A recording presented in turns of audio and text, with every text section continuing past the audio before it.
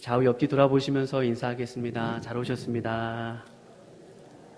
네, 한 번 더 인사할까요? 우리 당신의 모습을 보니 하나님의 영광을 보는 것 같습니다. 시작.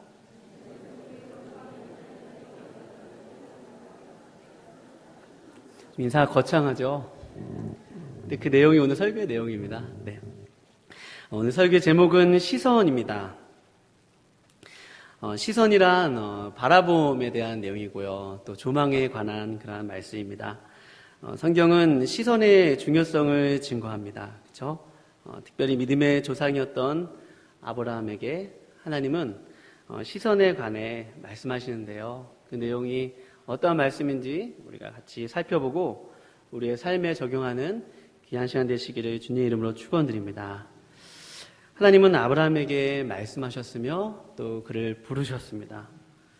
내가 너에게 복의 통로가 되게 하여 주겠다. 너가 많은 사람에게 복을 전달하는 그런 복의 전달자가 되게 해주겠다고 말씀하셨고요. 또 아브라함에게 땅을 약속하셨고요. 또 자손들을 약속하셨습니다. 이 아브라함은요, 하나님의 말씀을 따라갔고요. 또 하나님께서 말씀하신 그 땅을 향하여서 갔습니다. 그러나 아브라함은 하나님의 약속만 받았지, 아브라함의 실제 삶 속에서 하나님의 약속이 당장 이루어지는 것 같지는 않았습니다. 왜냐하면 그 땅은 여전히 가나안 사람들이 살고 있었고요. 또 아브라함의 아내였던 사라에게는 복중에 아이가 쉽게 생기지 않았기 때문입니다. 그래서 아브라함은 그의 신분이 나그네처럼 이렇게 떠도는, 여기에 장막을 쳤다가도 또 형편이 개의치 않으면 다른 곳에 가서 장막을 치는 그런 나그네의 삶을 살았습니다. 여러분, 나그네라는 신분이 말해주듯이요, 나그네는 언제나 안전이 보장되지 않으면 정말로 살 수가 없습니다. 그러나 실질적으로 안전이 잘 보장되지 않는 그러한 사람이 바로 나그네일 것입니다. 아브라함은 나그네로서요, 가나안 땅에서 기근을 만나서 저 애굽으로 내려가게 됐고요. 또 애굽에서는 또 아내를 그 애굽왕 바로에게 빼앗길 뻔하기도 했습니다. 그리고 또 아브라함은요, 애굽에서 돌아와서 재산이 많이 늘었어요. 그 재산이 많이 는 것 때문에 자신의 혈연이었던 조카 롯과 이렇게 나뉘어지는, 따로 살게 되는 그런 아픔도 좀 겪었습니다. 그리고 또 그런 일이 지나지 얼마 되지 않아서 동방의 5 왕이 연맹을 지어서 조카 롯을 공격하였다는 소식을 듣고 집에 있던 318인을 거느려서 그 왕들과 싸웠던 그러한 아브라함의 위기들이 있었습니다. 그런데 하나님은요, 이 아브라함을 부르시고 그냥 방치만 해두신 것이 아니라 아브라함이 그런 위기를 만날 때마다, 저 애굽에 내려가서 아내를 잃을 뻔할 때마다 하나님 그 왕에게 나타나서 아내를 지켜주셨고요. 또 롯과 헤어질 때도 하나님은 그의 눈을 들어서 하나님의 그런 영적인 세계를 바라보게 해주셨고요. 또 가장 절정의 순간은 5 왕과 싸울 때 318이라는 숫자가 도저히 싸움에서 승부가 날 수 없는 그러한 숫자임에도 불구하고 하나님의 전적인 도우심과 은혜로 아브라함은 그런 위기 속에서 살아날 수가 있었습니다. 하나님의 도우심을 경험했습니다.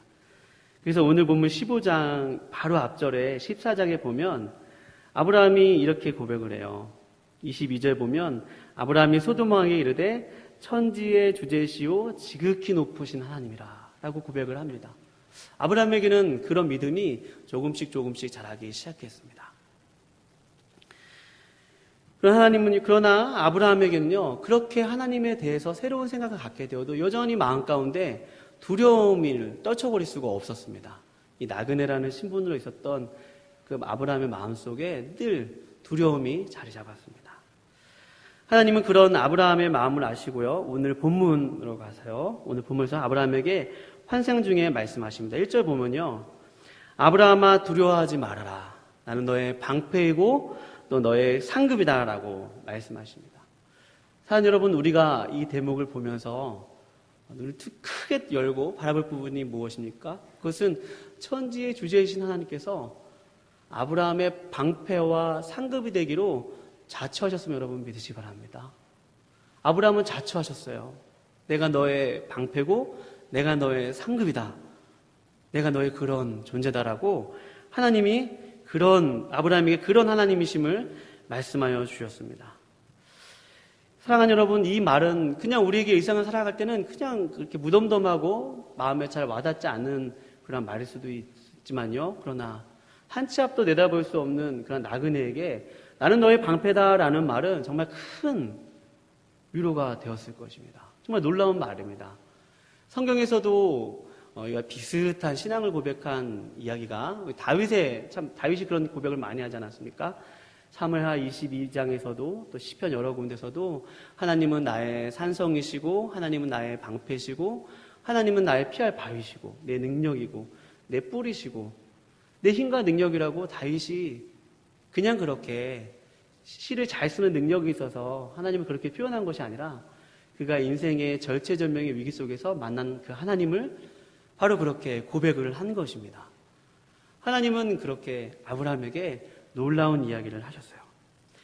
그런데 더 놀라운 것은요, 아브라함의 반응입니다. 오늘 본 말씀을 보시면요, 2절 말씀에 보면 아브라함이 이렇게 얘기합니다. 아브라함이 이르되 주 여호와여 무엇을 내게 주시려나이까? 하나님은 지금 아브라함에게 나는 너의 방패다, 난 너의 상급이다라고 하는데 하나님 정말 저한테 하실 수 있는 게 뭐죠?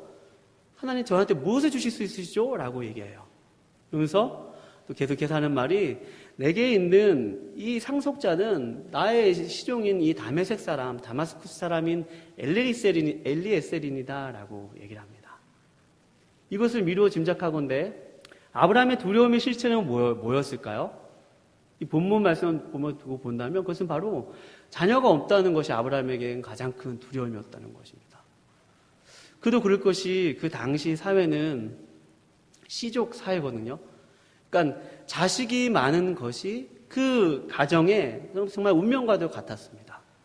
자식을 통해서 농사일을 짓고 거기서 나온 그런 생산물들로 그 가정과 그 기업, 그 가문이 큰 가문이 되기도 하고 작은 가문이 되기도 하는 그러한 사회가 바로 아브라함이 살던 그런 시족 사회였습니다.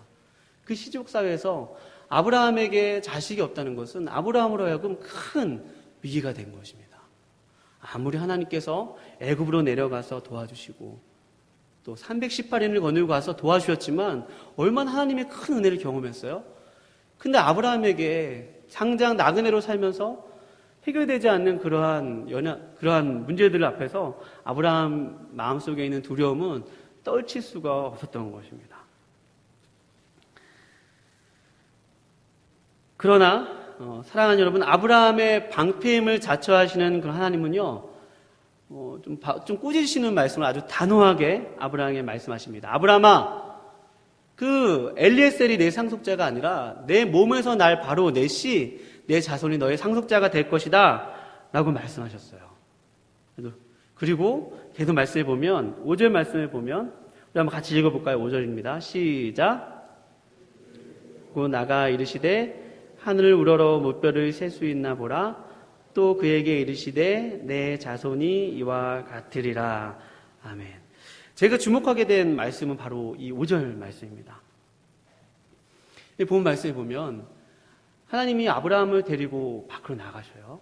그리고 아브라함을 향해서 우리말 성경에서는 이 말씀이 굉장히 빠르게 표현되어 있어가지고 그 뉘앙스가 별에 초점이 맞춰져 있는데 영어 성경을 보면 이렇게 표현되어 있습니다. look up. 그러니까 look은 보다라는 뜻이고 up은 위를 향하여라는 뜻이 아닙니까? 그러니까 하나님은 look up 그리고 and count. 그러니까 하늘을 향해서 먼저 보고 그리고 나서 세라는 거예요. 무엇을요? 별을. 그리고 만약 너가 이 별을 셀 수만 있으면. 전 이 표현을 보면서 아 그렇구나. 그렇지. 하나님이 먼저 하늘을 바라보게 하셨구나 라는 부분이 마음속에 참 많이 깊이 와닿았습니다. 이 부분의 번역 성경을 보니까 look up the heavens라고 되어 있어요. 저는 이 부분을 처음에 보면서 heavens가 그러니까 천상에 계신 하나님의 보좌를 얘기하는 건가? 하는 생각이 들었어요. 아, 그러니까 아브라함으로 하여금 저기 하나님께서 다스리시고 통치하시는 그 하나님이 계신 그 보좌를 바라보라는 말씀이신가? 라고 하면서 계속 이 말씀을 보면서 이렇게 여러 영어 번역본들을 보았는데 NIV 2011년판에 보니까 look up the heaven이라고 표현 안 되어 있고 sky라고 표현되어 있더라고요. 그러니까 어떤 성경에는 heaven으로 표현되어 있고 어떤 성경에는 sky라고 표현되어 있는 것으로 보면서 이 말씀은 단순히 그래 영적인 하늘만을 바라보라는 것이 아니라 물리적인 하늘, 우리가 바라볼 수 있는 하늘을 바라보라는 하나님의 말씀이구나 라는 말씀을 통해서 새롭게 다가오기 시작했습니다. 그러면서 하나님께서 말씀하시죠. 그 하늘을 바라보고 나서 이 온 우주에 떠 있는 이 별을 너가 셀 수 있나 보라. 너의 자손이 이 별과 같이 무수히 많겠다 라는 말씀을 하나님께서 하십니다. 사랑하는 여러분, 아브라함이 그 전에 하늘을 본 적이 있었겠습니까? 없었겠습니까? 수없이 많이 보았을 것입니다. 저기 있는 갈대아 우르에서도 하늘을 보았을 것이고요. 애굽에서도 하늘을 보았을 것입니다. 그러나 하나님께서 아브라함을 이끌으셔서 그 하늘을 바라보게 하시고 또 하늘에 떠 있는 그 천체를 바라보게 하실 때 아브라함은 그 하나님의 말씀 속에서 믿음이 생겼을 거예요. 지금 말씀하시는 그 하나님, 온 우주를 그 손가락으로 만드시고 주장하시고 그 붙드시는 하나님께서 나를 처음에 불러주셨지, 나를 이끌어주셨지 하는 그 언약들을 생각나게 되었을 것입니다. 비록 내 아내가 지금 악인 없지만 그러나 저 하늘을 바라보면서 저기 떠 있는 별을 보면서 막연하지만 그러나 조금 더 하나님에 대해서 큰 우주를 다스리시고 붙드시는 그 하나님이 나에게 말씀하여 주시고 나를 지금도 붙드시는 분이시라는 것들을 바라보게 되었습니다. 그래서 다음 말씀에 보면 6절 말씀 보면 눈으로 보시면 그 다음에 한번 6절 말씀 한번 읽어볼까요? 시작. 아브라함이 여호와를 믿으니 여호와께서 이를 그의 의로 여기시고. 너무나도 유명한 말씀이죠. 아브라함이 하나님을 믿었다는 이 얘기. 저는 이 얘기를 통해서 이신층이 이런 얘기를 하려고 하는 것이 아니고요. 아브라함이 이 하늘을 보면서 또 천체를 보면서 여호와를 믿었대요. 이 말씀만 놓고 보면요. 이 말씀을 보면서 저는 더 이 하늘에 대해서, 하늘을 바라보는 것에 대해서 묵상하게 되었습니다. 그래, 하늘을 바라본다는 것이 어떤 의미가 있지? 근데 마태복음 예수님께서 우리의 시선이 이렇게 하늘을 향하는 것에 대해서 다른 성경에서 예수님께서 말씀하고 있었습니다. 찾아보진 않겠지만요. 저 여러분이 잘 아는 말씀입니다. 마태복음 6장 25절과 26절 말씀에 보면 이런 말씀이 있습니다. 예수님께서 이렇게 말씀하셨어요. 그러므로 내가 너희에게 이르노니 목숨을 위하여 무엇을 먹을까, 무엇을 마실까, 몸을 위하여 무엇을 입을까 염려하지 말라. 목숨이 음식보다 중요하지 아니하며 몸이 의복보다 중요하지 아니하냐. 그러니까 염려하지 말라는 말씀을 주시면서 이 말씀을 하시는데 그 다음 대목이 참 재밌습니다. 그것은 저기 있는 공중의 뭐를 보라? 새를 보라. 그리고 들에 핀 백합화를 보라고 말씀하세요. 공중의 새를 보면 공중의 새가 창고에 모아들이지도 아니하고 누군가 기르지 않은데 저 새를 봐라. 누군가가 먹이를 주지 않느냐. 그리고 또 무엇을 보라고 하십니까? 들에 핀 백합화를 보라고 하시죠. 여러분, 들에 핀 백합화를 보시는데 그 다음 말씀이 더 놀랍습니다. 저 들에 핀 백합화의 영광이 솔로몬의 지은 모든 성전의 영광보다 크다, 더 영광스럽다라고 말씀하세요. 사실 여러분 생각을 해보십시오. 저기 있는 들풀 하나가, 저기 땅에 있는 꽃 하나가 어떻게 그 장엄한 각종 보석과 각종 백향목과, 여러분 아파트 한 120평 아파트 살아보셨어요? 살고 계신 분 계신가요? 300평 아파트 살고 계신 분 계신가요? 그런 것과는 비교도 안 된다는 거죠. 저기 있는 강남 도곡동에 있는 무슨 어디보다도 비교가 안 된다는 거예요. 뭐가요? 드레핀 백합화 하나가. 왜 그렇죠? 드레핀 백합화는 하늘을 바라보고 있죠. 그 땅에 주는 그 수분과 또 양분을 먹으면서 하늘을 향해서 피어 있으면서 하나님의 영광을 계속해서 바라보고 있는 것이 바로 드레핀 백합화입니다. 하나님께서 이 하늘을 예수님께서 그래, 염려하지 마라. 하늘을 봐라. 하늘 나는 공중의 새를 봐라. 저 들에 있는 백합화를 봐라. 저 들에 있는 백합화를 보고 공중에 있는 날새를 보면서 누굴 보라는 것입니까? 그것을 만드시고 지으신 하나님을 바라보라는 것이죠. 사랑하는 여러분, 우리가 하늘을 쳐다본다는 것, 그리고 시선을 하늘에 고정한다는 것은요, 우리가 살고 있는 이 현실보다 더 큰 세계가 있음을 여러분 믿으시기 바랍니다. 그런 건 얘기도 있잖아요. 그래 가끔 하늘을 보자. 제가 얼마 전에 제가 우리 교회 와서 다 감사하고 정말 다 좋은데 제일 좋은 건요, 운동을 마음껏 할 수 있다는 것입니다. 사실 잘 운동도 게을르게 잘 못했는데 요즘 들어서 주변에서 하도 운동에 대한 압박이 심해서 운동을 많이 하고 있습니다. 한강까지 자전거로 딱 5분 걸리더라고요. 빠르게 달렸더니 5분이 걸렸습니다. 하루는 담임 목사님께서 너 자전거 타고 얼마나 멀리 가니? 그래서 네, 가양대교 정도 갑니다. 그 말이 너무 창피해가지고 며칠 전에는 제가 반포대교까지 갔어요. 멀리 갔죠. 그것도 편도 30분 만에 주파했습니다. 빨리 갔죠. 경관도 안 보고. 그래도 뱃살이 하루 만에 안 빠지더라고요. 그러니까 꾸준히 하는 게 중요한 것 같습니다. 근데 하루는 그 한강을 왔다 갔다 하는데요, 그 해질녘이었던 것 같습니다. 성산대교와 넘실대는 한강물과 이 하늘이 어우러져서 만지 윈도우 그 바탕화면 아시죠? 그런 아름다운 그 바탕화면이 제 눈에 펼쳐지는데요. 저에게 큰 깨달음이 왔다기보다도 와, 아름답다라는 생각을 하게 되었습니다. 그러면서 제가 얼마나 교만한지를 좀 보게 되었어요. 저 성산대교 위에 있는 저 하늘을 보면서 또 넘실대는 강물을 보면서 제 생각이 얼마나 교만하고 또 제 생각이 얼마나 무질서하고 왜곡되어 있고 그런 것들을 스쳐 지나가는 인상같이 보여주고 다시 열심히 달렸습니다. 사랑하는 여러분, 하나님은요, 영원한 세계, 또 영원한 본질을 보게 하시는데요. 참 신비로운 것은 바로 영원한 본질과 영원한 세계를 바라보시게 하는 분이 아니고요. 하나님께서 만들어 놓으신 만물들과 자연들을 먼저 보게 하셔서 하나님의 영광의 아름다움을 보게 하셨으면 여러분 믿으시기 바랍니다. 시편 19편에 이런 말씀이 있어요. 하나님이 하늘이 하나님의 영광을 선포하고 궁창이 그의 손으로 하신 일을 나타낸다. 날에게 말한다. 언어도 없고 들리는 소리도 없으나 하나님의 소리가 하늘 이 끝에서 저 끝까지 들린다고 말씀하세요.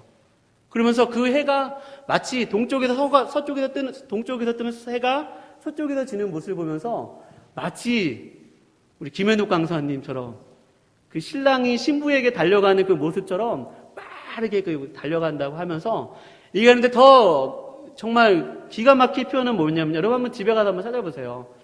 시편 19편 6절에 보면요. 그러면서 여호와의 율법은 이라고 나와 있어요. 그러니까 하나님의 자연에 대해서 보면서 막 다윗이 찬양하다가 갑자기 여호와의 율법은 이라고 나와요. 여호와의 율법은 완전하여 영혼을 소성시키며 여호와의 율법은 정결하여 마음을 정결케 하고 이런 표현이 나와요. 계속 그러면서 여호와의 율법에 대해서 계속해서 여호와의 율법을 찬양하고 여호와의 율법은 나를 살리는 법입니다 라는 그런 말씀을 해요. 그러니까 그것은 무슨 말이에요? 하나님은요, 우리 눈에 만드신, 아까 저와 여러분들이 제가 인사할 때 당신의 얼굴 속에 하나님의 영광이 있다고 했지 않습니까? 여러분 다시 한번 인사해 볼까요? 당신의 얼굴 속에 하나님의 영광이 있습니다. 시작. 정말 있어요. 잘생기셨잖아요. 예쁘시잖아요. 하나님이 만드신 만물들을 보면서 아들을 보면서 어떻게 처음에 저 점 하나였던 아기가 10주치 안 만데 쿵떡쿵떡 심장 소리 들리고 했던 아기가 지금 이렇게 때를 쓰는 모습을 보면서 자기 소신대로 안 되면 막 우는 아기를 보면서 아유 저 전밖에 안 됐던 애가 언제 이렇게 컸나. 그러나 하나님은 우리의 그런 일상들을 통해서 하나님의 영광을 바라보게 하시는 거죠. 하나님의 영광을 바라보게 하시는 것입니다. 그 비슷한 말씀을요, 우리의 인생의 고난 가운데 있었던 욥에게 말씀하세요. 욥이 그 욥의 세 친구와 내가 왜 이런 고난을 당했냐, 어떤 친구는 너가 죄가 많아서이다, 너가 뭐가 원인이 이래서이다 막 분석하지만 하나님은 결국 이런 말씀하세요. 욥기 39장서부터 38장서부터 쭉 나오는 부분인데요. 하나님 이런 말씀하세요. 너가 타조가 알을 낳을 때 너가 그 가운데 있었냐? 새들이 먹이가 없어서 까마귀들이 밥을 달라고 울부짖을 때 너가 그 자리에 있었느냐? 너가 저기 있는 바다를 리워야하다는 아느냐? 라고 하면서 너가 저기 있는 사자, 너가 나에게 먹이를 달라고 아우성치는 동물들의 그 소리를 들어봤느냐? 라고 얘기해요. 그랬더니 욥이 42장 4절에서 기가 막힌 얘기를 합니다. 내가 말하겠사오니 주는 들으시고 내가 주께 묻겠사오니 주여 내게 알게 하옵소서. 42장 5절에 보면 내가 주께 대하여 귀로 듣기만 하였사오나 이제는 뭘로 본다고요? 눈으로 주를 봅니다. 라고 고백을 합니다. 사랑하는 여러분, 하나님께서 만드신 자연 만물에게는요, 이런 아름다운 영광이 있고요, 또 그 영광을 통해서 그 하나님께서 다스리시는 그 모습들을 보면서 그 하나님이 나의 하나님이심을 여러분 믿으시기 바랍니다. 저보다 여러분이 그 하나님을 더 많이 경험하셨을 거예요. 더 많은 것들을 보시면서, 여행 다니시면서, 또 보시면서, 꼭 여행을 안 가시더라도 북가자동에서 하늘을 보기만 해도 하나님의 영광이 있는 것입니다. 사랑하는 여러분, 가을이라 하늘이 참 맑고 높죠. 들에는 코스모스가 피고요, 아침 저녁으로 시원한 공기를 맞습니다. 저 여러분이 그 맑은 하늘 속에서 우리 삶 가운데서 가끔은 하늘을 쳐다보는 은혜가 있기를 축원드립니다. 하늘을 올려다보면서 하늘을 만드시고 또 우리의 일상을 붙드심으로 말미암아 그 하늘을 통해서 하나님께서 주신 말씀을 생각하시기 바랍니다. 그 언약을 생각해서 아브라함이 저 별을 셀 수 있나라고 말씀하신 그 하나님을 보면, 그 별을 보면서 하나님께서 말씀하신 그 언약을 기억하고 믿었던 것처럼 저와 여러분이 일상을 살아가시면서 소소한 일상 속에서 하나님의 영광을 발견하시고 나에게 주신 말씀을 기억하면서 그 하나님께 기도하는 저와 여러분 되시기를 주님의 이름으로 축원드립니다. 기도하시겠습니다.